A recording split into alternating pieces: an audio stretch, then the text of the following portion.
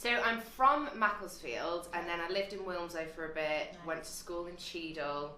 Which school did you go to? Cheadle Hume School. Oh, okay.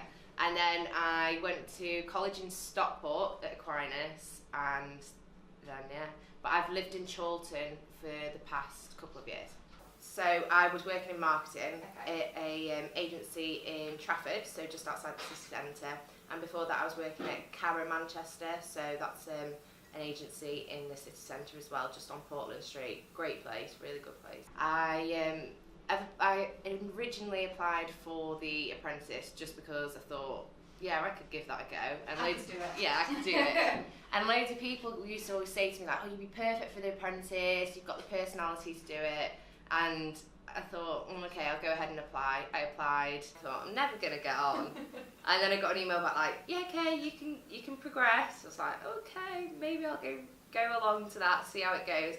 Got through again, and it just rolled out like that. And before I knew it, I was living in a house in London. So I've lived with an array of people before from university, and I went travelling after university as well. So I lived in hostels. So I've got used to living with different types of people, but I think other people found it difficult with the fact that you have to learn to manage other personalities. But the thing is, when you are in the real world, you get to go to work, you'll be with your colleagues, you'll go home and you'll be with your partner or meet your friends and have a bit of a life. Yeah. Whereas in this, you go to work with them, you go home, they're there. You don't go on to the process if you don't think that you can handle those conflicts.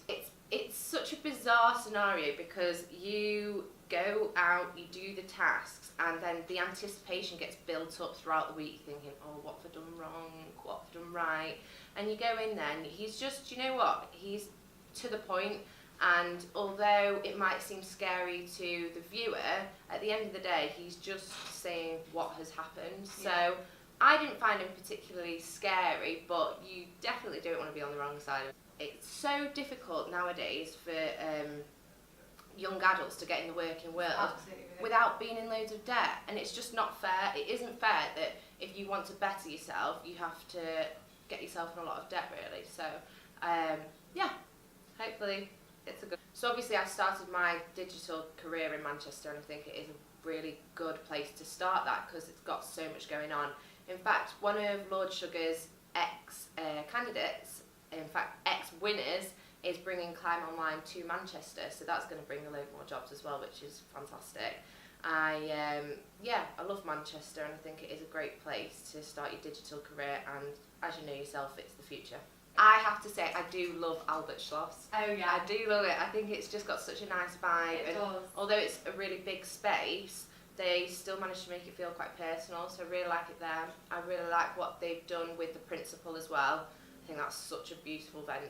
There's a great place in Chorlton actually called Barbecue, and they grind their own coffee beans there. I also love Vietnamese food, and there's an amazing Vietnamese place in Chorlton called Pho Bowl, I think it's called, and it's really good food there.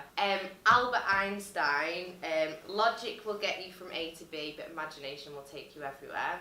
I love that. Just because I think so many people do things logically, and if you do that, yes, okay, it'll get you to a certain point, but I think if you use your imagination and use your heart and your gut instincts, then usually you can be directed in the way that you really should be going.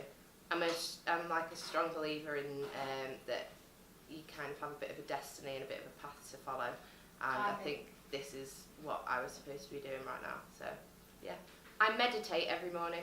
Do you? Yeah, I meditate every morning.